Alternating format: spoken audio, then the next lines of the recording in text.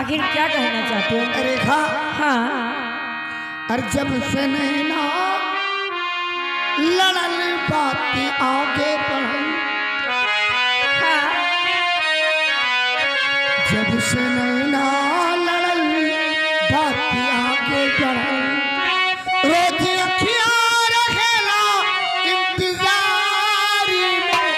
दिल भाईल दीवाना तो हो प्यार में।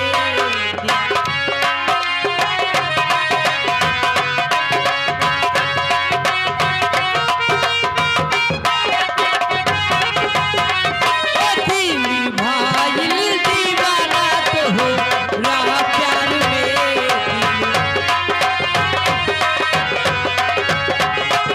तोरा नियन रूप फेरू रब न बनइले है, बनावे के चाहिए तो बनावे नहीं पाई है।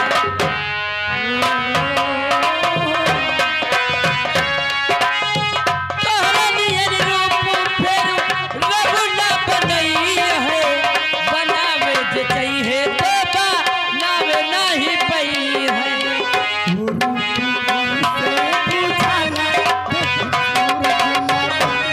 रूप ऐसन बुझाला देखी सूरज ना जाला। जैसे गंगा उगाले दरिया में। दिल भाईल दीवाना तो हो।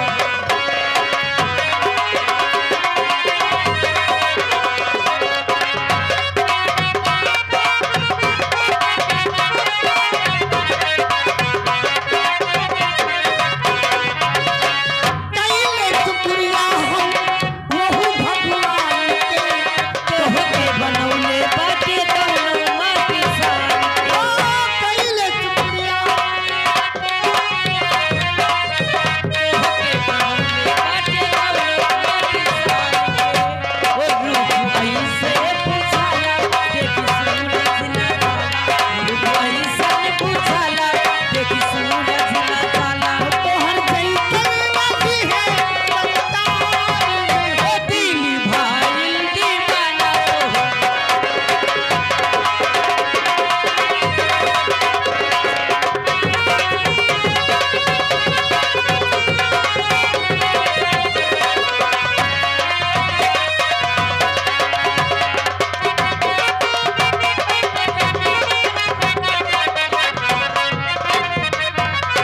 तोहर नहीं रूप कोई रब अपने ही बनावे के चाहिए, बनावे के चाहिए।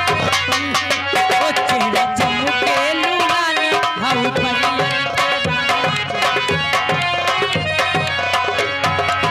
ओ तोहर जैसन नहीं है संसार में।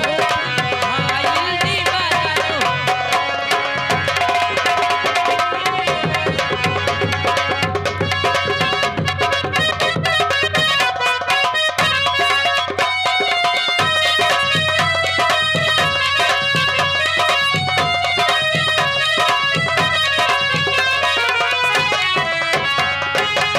ए, हाँ, यहाँ देखो हमें जाना भी है। लैला को भूल जाए, मजनू को भूल लैला को भूल जाए, मजनू को भूल जाए। वाले प्रेमी, आने वाले प्रेमी, आने वाले प्रेमी तक में हमारे आएगी।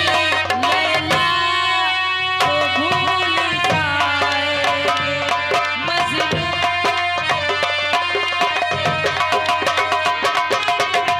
हेलो, तो आइए कुछ हमारे मेहमान नवाजी नए आए हुए हैं, साथ साथ हमारे प्रधान जी भी आए हैं, 3-4 न्योता करके आए हैं।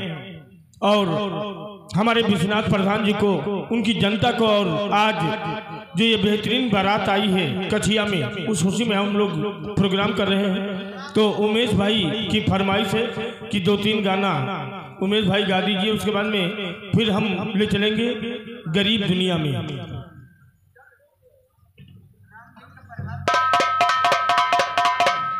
उमेश भैया भैया